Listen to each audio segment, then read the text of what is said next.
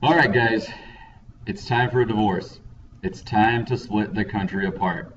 So we're gonna get going with this. I got my red, white, and blue rocking. I would like to stay together for the country, but you know what? The South just doesn't want to have it. I feel that the North has made plenty of compromise, hence the title, and they just won't have it. So, just to review, remember sectionalism, the division of the sections of country, okay? Cultural things, political needs, mostly about the balance of power, okay? Eerily similar maps, 2011, 1824, okay? You remember the Missouri Compromise? Missouri wants to be a state. Maine comes into the mix. 11 free states, 11 safe states. What happens? 3630 line, okay? This 3630 line is paramount now. Everything is going to be resting on the 3630 line, kind of figuratively and literally. So, remember the Missouri Compromise, right? Missouri admitted as a slave. However, everything below the 3630 line, expanding westward, will be eligible for slave states, okay? Open to slavery. Everything above it, excluding Missouri, right, will be free slate, closed to slavery.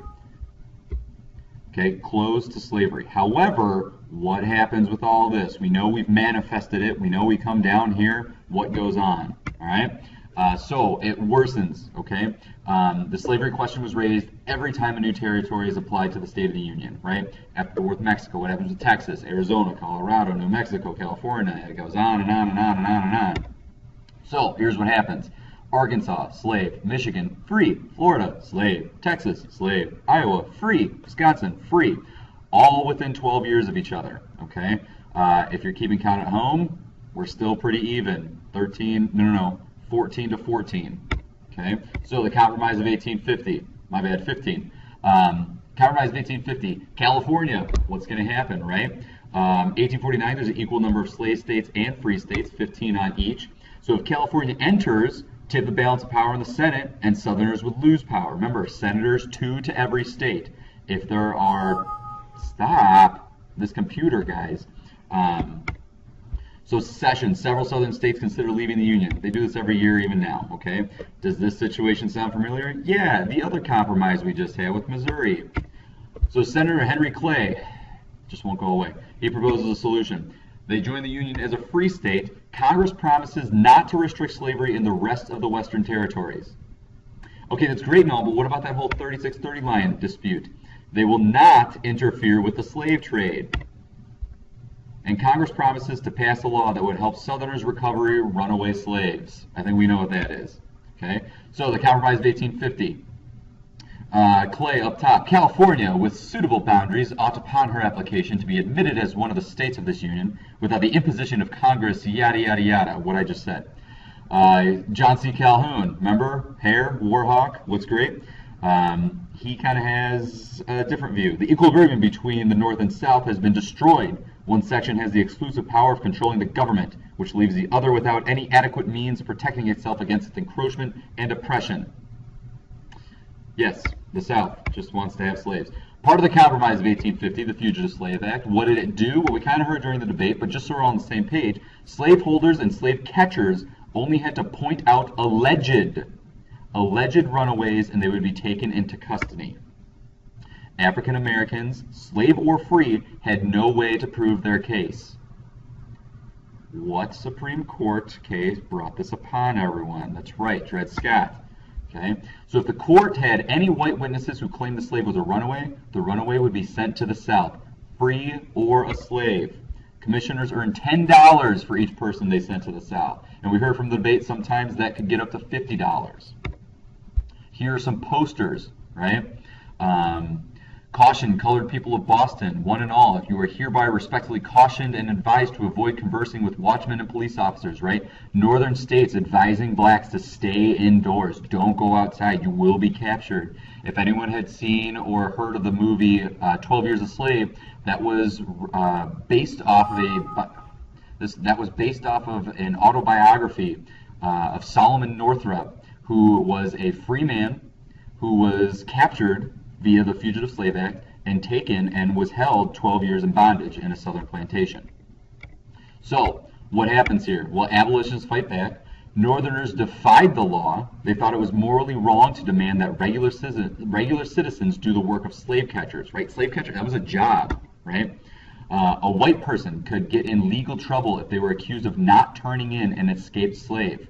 That's crazy, right? So if you're a white guy talking to a black friend, maybe a black coworker, and a crooked cop wants to arrest you because he thinks that you're not turning in this alleged runaway slave, you're in trouble too. So the Underground Railroad arises because of this, directly from the Fugitive Slave Act, okay? So what does this do? We didn't talk about this during the debate, but it's informal but organized, very organized network of abolitionists that helped enslaved people flee to the north. Harriet Tubman, one of the most famous conductors of the Underground Railroad. She was known as Moses for her courage in leading people to freedom. And when she crossed into Pennsylvania, she said, "I looked at my hands to see if I was the same person. There was such a glory over everything. The sun came up like gold through the trees, and I felt like I was in heaven." Okay? I mean, imagine being a piece of property and finally, even just the sense, you don't really know what's going on, but just the sense of freedom. Okay? Here are some Underground Railroad stations. Okay? This one still around today. Okay? Also, another stop at the Underground, 1844. Joseph Goodrich built this in Milton, Wisconsin, and hand dug a tunnel from the inn's basement to the cellar 40 feet away to hide slaves. Okay. Okay, I think we're good. Excuse me. Okay, so because of this, there was a book, Uncle Tom's Cabin. Northerners didn't really know the plight. Okay, they were like, yeah, slavery, it's all bad and everything. But no one really knew the troubles. So, in 1852, Harriet Beecher Stowe wrote this book. And she spent her adult years in Cincinnati, Ohio, and saw many fugitive slaves pass through. The book sold millions, and more people in the North joined the anti-slavery movement. So this inspired the abolitionist movement. Now, what happens with slavery? Okay, we have Kansas and Nebraska. Kansas, Nebraska, 3630 line. Technically, no slaves. Okay, no slaves. So 1854, Nebraska and Kansas apply for statehood. Both states are north of the 3630 line. So according to this law, they can be free states. They should be free states. The southern states threatened to secede unless Kansas came in as a slave state. No ifs, ands, or buts. What happens? So, after much debate in 1854, both are allowed to vote. Popular sovereignty, okay? The people will decide if they want slaves or not. Now, here's the thing, okay?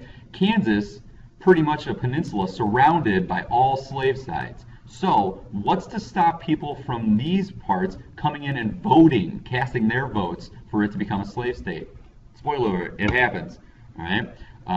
So again, open to slavery by Kansas-Nebraska bill. Because of this, all of this now is now open to slavery. Okay, it could. It's all popular sovereignty. Now, here's what happens. Bleeding Kansas. It's kind of the first significant battle of the Civil War. It's like mini war or Civil War light.